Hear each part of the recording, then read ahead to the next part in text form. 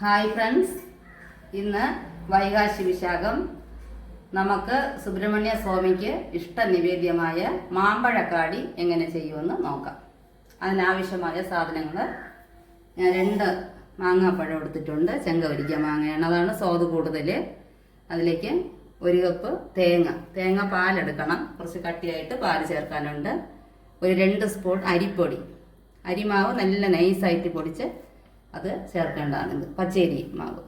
പിന്നെ ശർക്കര ഇത്രയും ആവശ്യം വരില്ല. ഇതിൻ്റെ ഒരു 1/4 ഭാഗം ഇവിടെ, ഏതാണ്ട് ഒരു 200 ഗ്രാം ഉണ്ട്. ഇത്രയും വേണ്ട, 100-150 ഗ്രാം മതിയാവും. പിന്നെ ചേർക്കേണ്ടത് 10-12 ഏലയ്ക്ക പൊടിച്ചത്, ചുക്കുപൊടി. ഇത്രയേ ഉള്ളൂ. ഇനി ഇതൊക്കെ ഞാൻ റെഡിയാക്കി എങ്ങനെ ചെയ്യണമെന്ന് കാണിക്കാം.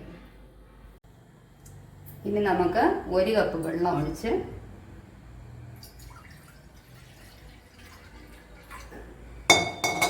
മാങ്ങ ഇടാം.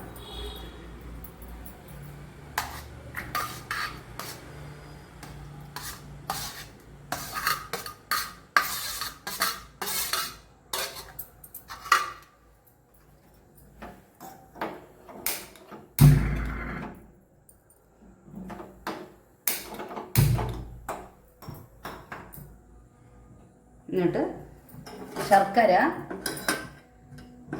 1/4 കപ്പ് വെള്ളത്തിൽ പാക് കാച്ചി വെച്ചിട്ടുണ്ട്. അത് അരിച്ചൊഴിക്കണം. ആദ്യം മാങ്ങ വെന്ത് കിട്ടട്ടെ, അത് കഴിഞ്ഞ് ബാക്കി കാണിക്കാം.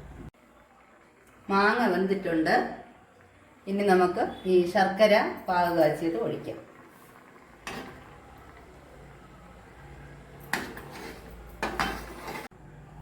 ഇനി നമുക്കിത് പച്ചരി മാവ് കലക്കിയതാണ്, അരച്ച് കലക്കിയത്.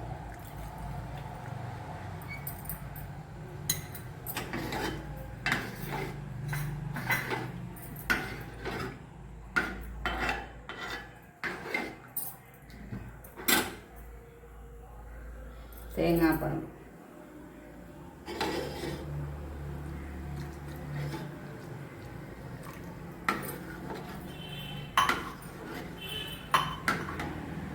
ഇതിനെ ഒന്ന് തിളയ്ക്കണം.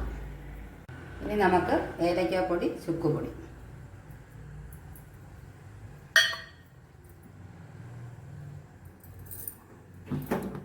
മാമ്പഴക്കാടി റെഡിയായിട്ടുണ്ട്.